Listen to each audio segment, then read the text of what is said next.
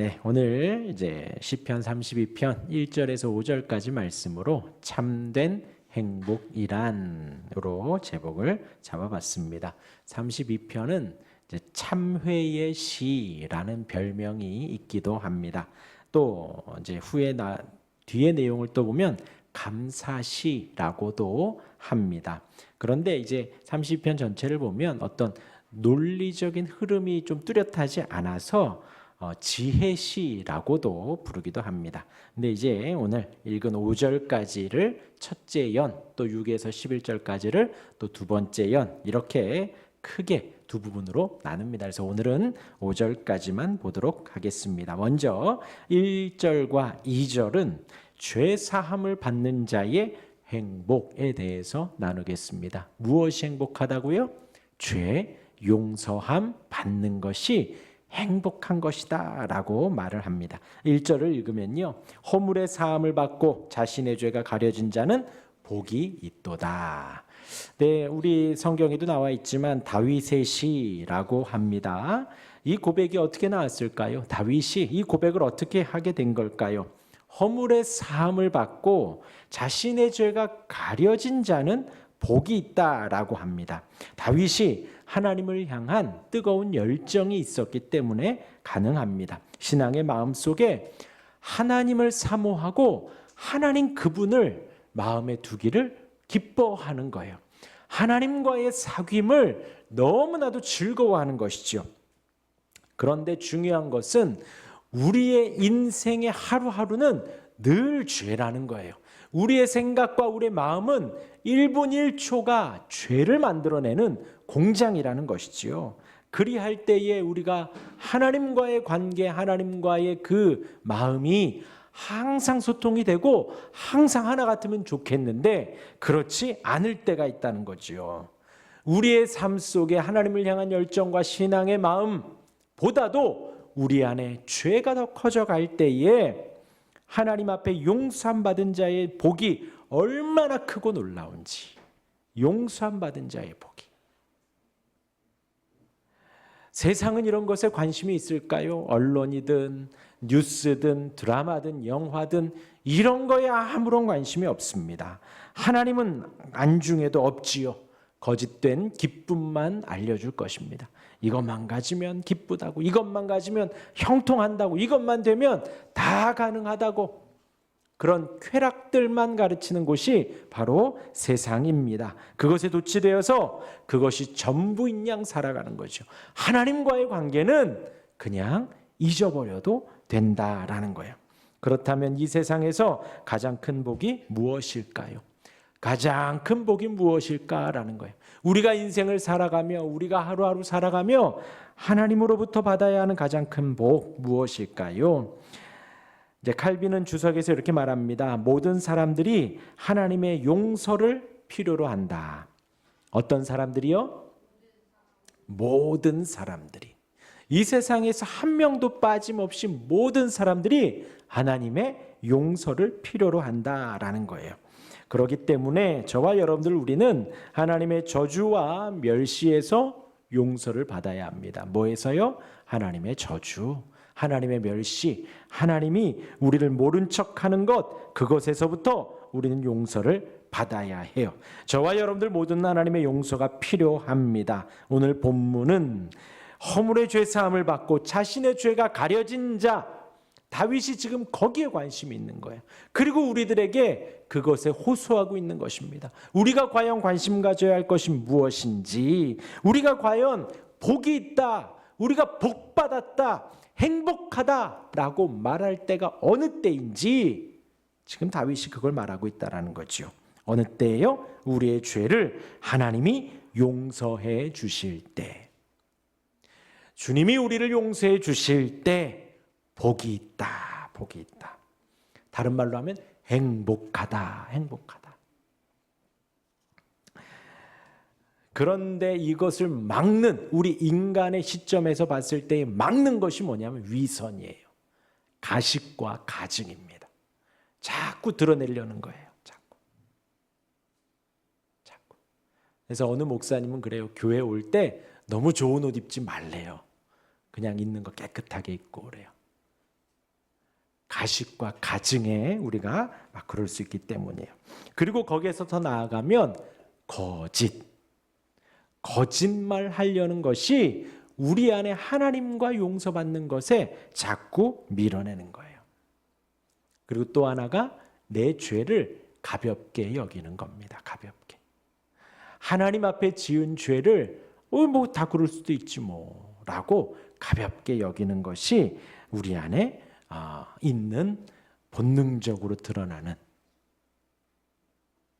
위선, 가증, 그리고 거짓.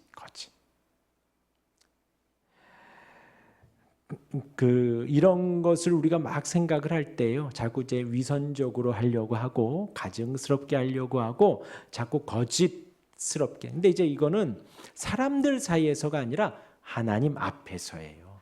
하나님 앞에서. 근데 이건 거의 같거든요. 사람들 앞에 진실되고 성실한 사람은요, 가식이나 가증을 이렇게 별로 생각하지 않아요. 거의 뭐 비슷합니다.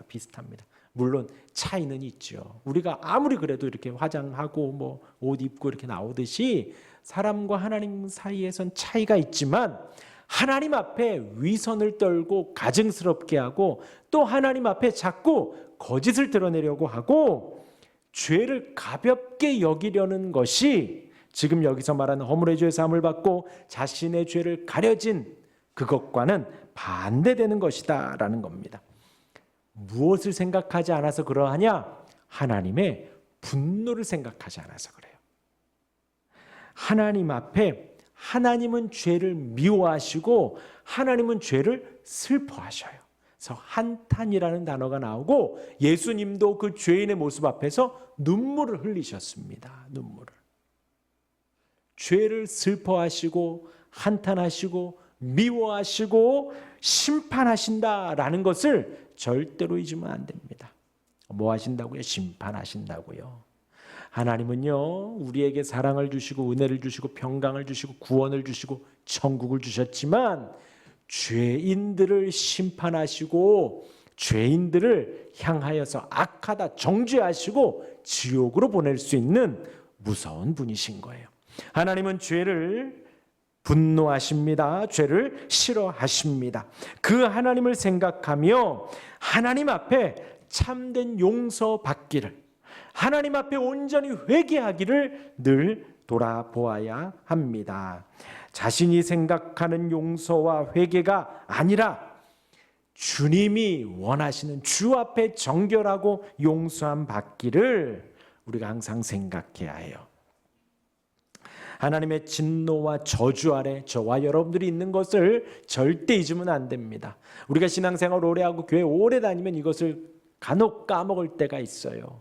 나는 진노의 자식이었구나. 나는 지옥 갈 수 있는 그런 저주받은 인생인데 나를 건져주셨구나. 그것을 절대로 잊지 말아야 합니다. 그러기 때문에 다윗이 말을 합니다. 허물의 사함을 받고 자신의 죄가 가려진 자가 복이 있다. 영원히 죽을 수밖에 없는 우리를 건져주셨다는 거죠. 그것은 뭘 말하냐? 그냥 단순히 물에 빠진 사람 건져서 무태 던져놓은 것이 아니라 죽은 우리를 살리셔서 하나님과의 관계를 허락해 주셨다라는 거예요. 하나님과 화해하게 해 주셨다라는 것입니다. 그러하게 그것이 바로 허물의 사함을 받은 거예요. 그것이 바로 죄가 가려진 것입니다. 영원히 죽을 수밖에 없는 우리 인생을 화해시켜 주시고 용서해 주시고 은혜해 주셨습니다. 그것이 참된 복이라는 거예요.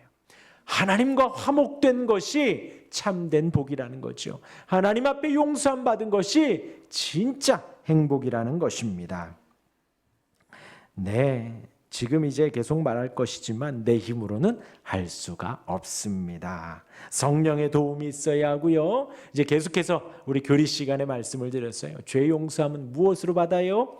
오직 예수 그리스도의 이름으로 받는 거예요. 아무리 통회하고 자백하고 우리가 1살 때부터 2살 때부터 내가 기억하는 모든 죄를 다 고한다고 한들 죄 용서의 근거가 되지는 않아요. 근거가 되진 않아요. 그 근거는 예수 그리스도이되 우리 마음에 무엇이 있어야 하는가? 주 앞에 용서함 받은 것이, 화해되는 것이 가장 큰 복이다라는 것을 절대 잊지 말라는 것입니다. 이어서 2절에 똑같이 비슷한 흐름 속에서 말합니다. 마음에 간사함이 없고 여호와께 정죄를 당하지 아니하는 자가 또한 복이 있다라는 거예요. 아까 말씀드렸지요. 참된 복을 막는 것이 뭐냐? 위선과 가증과 거짓과 죄를 가볍게 여기는 것이라 했어요. 그 말 똑같은 겁니다. 마음에 간사함. 간사함이 우리에게 늘 있다라는 거예요. 늘. 잘못을 했으면 어떻게 해야 돼요? 잘못했다 해야 돼요. 하준아 너 왜 그랬어? 그러면 뭐라 그래? 얘가 하민이가 그랬어 아빠. 하민이 너 왜 그랬어? 재현이 형아가 그랬어. 재현아 너 왜 그랬어? 여기 있지도 않은 재환이가 그랬어. 네, 아이들이 그냥 본능처럼 하는 말이에요. 과장한 거 1도 없습니다. 과장한 거. 어른들은 뭐요? 어른들은요. 책임 안 지려고요. 얘 때문이고 쟤 때문이고 윗사람 때문이고 아랫사람 때문이고 뭐 도구가 없고 뭐가 없고 핑계대기에 바쁘지요. 간사함이 있어서 그런 거예요. 내가 책임 안 지려고 하고 내가 그런 안 좋은 것에 주목받기 싫어하고 내가 못한다는 걸 자꾸 감추는 거예요. 그냥 잘못했으면 잘못했다 하면 됩니다. 못하면 못한다 하면 돼요. 자꾸 잘한다고 하면 안 돼요. 못한다는 걸 알아야 연습을 하고 공부를 하고 준비를 할 거 아니에요. 근데 잘한다 그러면 안 돼요. 공부 못하는 사람의 특징이에요. 난 다 잘해. 공부를 안 할 뿐이야. 나 머리 되게 좋아. 외우지 암기하지 않아서 그래. 공부 못하는 사람의 특징이에요. 아 진짜로요. 1등 하는 사람이요. 1개 틀려서 괴로워해요. 2개 틀려서 막 옥상 위로 올라가고 막 그래요. 그건 극단적인 거지만 그냥 못하면 못한다. 정직하게. 지금 그 간사함. 그런데 그게 없는 사람이 복이 있다라는 것이죠. 간사함이 없는 사람. 또 여호와께 정죄를 당하지 않는 사람. 이 말은 뭐냐면 하나님께서 정죄하신다는 거예요. 정죄하신다는 거예요. 되게 순화된 표현이죠. 하나님께서 정죄하시면요 지옥이에요. 하나님께서 정죄하시면요 홍수로 수장되는 거예요.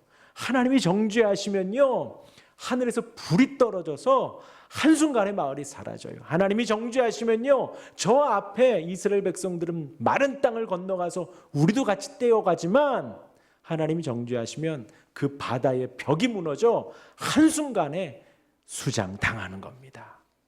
하나님의 정죄는 무시무시하거든요. 그런데 우리 로마서 8장에 결코 정죄함이 없나니 그 예수님의 이름으로 우리는 그 정죄함이 없는 거예요. 이게 얼마나 큰 복인지요. 얼마나 큰 복인지요.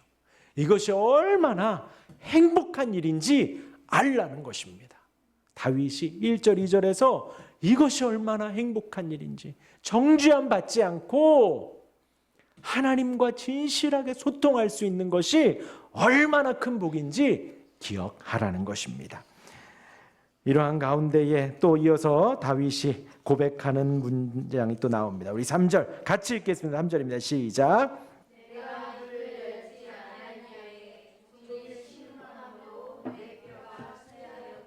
예, 다윗이 과거를 회상하고 있는 거예요.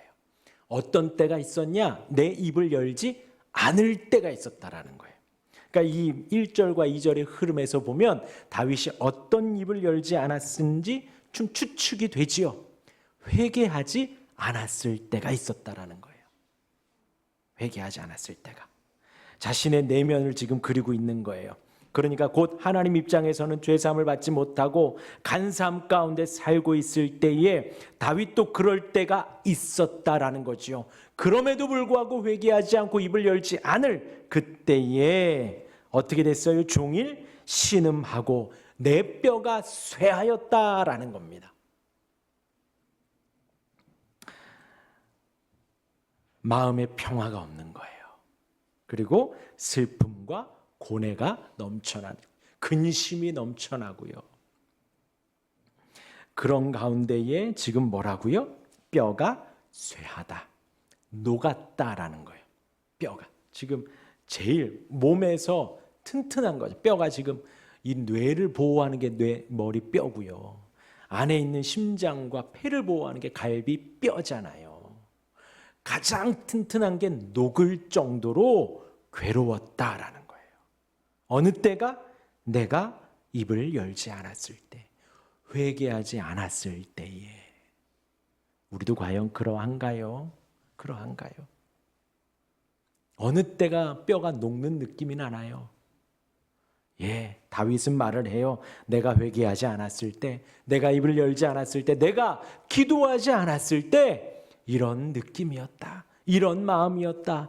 온 몸이 녹아내려가는 괴로움 가운데 있었다. 가장 심각하고 절망적이고 내가 기운이 다 빠지는 쇠잔함 속에 있었다라고 말을 한 겁니다.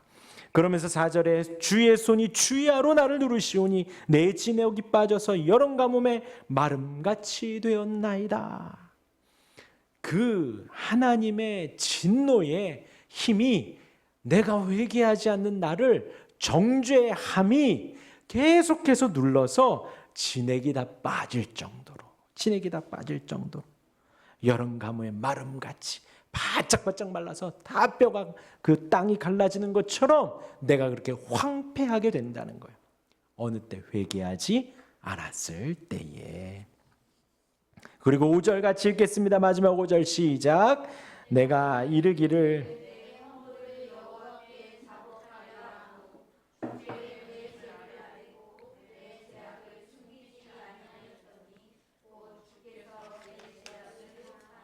네, 다윗은 더 견딜 수 없어서 자신의 죄를 주님께 고백합니다. 내 허물을 자복하리라. 내 죄를 아뢰고 내 죄악을 숨기지 아니하였다. 이렇게 지금 3번을 고백하지요. 진실되게 하나님 앞에 회개 기도를 한 것입니다. 죄를 깨닫고 고백한 거죠. 고백한 거죠. 이러한 죄의 고백은 자신의 잘못, 나는 죄인이다, 나는 연약하다, 부족하다, 나는 죽었다라는 깊은 각성에서부터 시작합니다. 아, 내가 이렇게 잘못된, 못된 사람이었구나. 하나님께 그 사실을 고백하는 것입니다. 그리고 숨기지 않았다, 숨겼던 과거까지도 다 내려놓는 거예요. 하나님 앞에 정직하게 다 고백을 하는 거죠. 정직하게. 하나님 앞에서 속이지 않는 겁니다. 서두에 말씀드렸어요. 이것은 무엇으로 가능해요? 성령으로만 가능합니다. 하나님의 조명으로만 가능해요. 성령께서 우리를 보여주셔야 우리의 내면이, 우리의 모습이, 우리의 자아가 온전히 드러나는 거예요. 그렇지 않으면 우리는 세상적으로는 자기 연민이에요. 자기 연민. 거기에 더 빠지게 되면 우울감과 허무함만 남아요. 그냥 나 혼자 자책하기만 하면요. 나는 안 돼, 나는 안 돼. 그것은 죄입니다. 죄. 나를 자꾸 괴롭히는 거예요. 죄예요. 진실한 회개는요, 이러한 성령의 조명의 각성 앞에 하나님 앞에 내가 얼마나 부족하고 연약한지를 깨닫는 거예요. 지금 그렇게 고백은 그렇게 보고 나니 허물을 여호와께 자복하게 되고 내 죄를 아뢰게 되고 내 죄악을 숨기지 않게 되는 거예요. 않게 되는 거예요.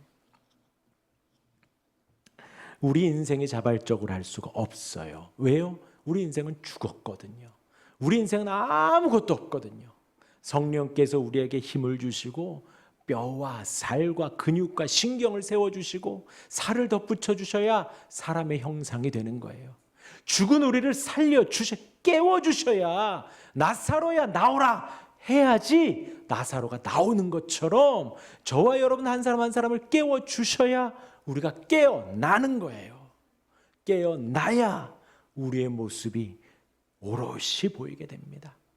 성령의 능력으로 우리를 보게 되는 거예요. 성령의 인도하심 속에 순종하여 고백하고 자백할 때, 그럴 때에 하나님은 우리의 죄악을 용서해 주십니다. 무엇 때문에 용서해 줄까요? 무엇 때문에? 예수님 때문에. 2000년 전 고난받으신 그 예수님. 요즘에 우리가 주일날 예수님의 고난을 묵상하잖아요. 그 고난 때문에, 그 피 흘림 때문에 그 수치를 주님이 다 감당하셨기에 하나님께서 그 예수님을 보고 우리를 용서해 주시는 것이에요. 그렇게 용서해 주십니다. 고백을 하자마자 짓누르던 모든 압력에서 구원을 받습니다. 죄의 용서해 주심을 깨닫게 되는 거예요. 깨닫게 되는 거예요. 비탄 속에 빠져있던 사람들이 신실하고 자원하는 마음으로 자신을 하나님께로 향하게 됩니다. 하나님을 더 갈망하게 되고 하나님을 더 사모하게 되고 하나님과 더 깊은 사귐을 갖고 싶고 하나님과 더 화해하고 더 행복한 시간을 갖고 싶은 거예요. 그것이 죄 용서함입니다. 성령께서 임하시고 회개하게 하시고 우리의 마음이 열리고 우리의 입술이 하나님께 다 주를 고백하게 되는 거예요. 그럴 때에 용서의 확신과 은혜가 임합니다. 주석에는 뭐라고 나오냐? 믿음의 인도. 저는 그렇게 고백해요. 성령의 인도. 다 같은 문맥입니다. 우리가 기억할 것은 용서의 근거는 예수 그리스도예요. 하나님 앞에 성령의 인도하심 따라 자백할 수 있는 우리가 되길 바랍니다. 우리가 신경 쓸 건 뭐냐고? 하나님과의 화해예요. 하나님이 용서해 주시는 것을 정말 기뻐하고 즐거워하는 거예요. 그 은혜를 구하는 우리 모두가 되길 바랍니다. 그것이 참된 복입니다. 그것이 참된 행복입니다. 그 행복을 구하는 우리 모두가 되시기를 주님의 이름으로 축원합니다.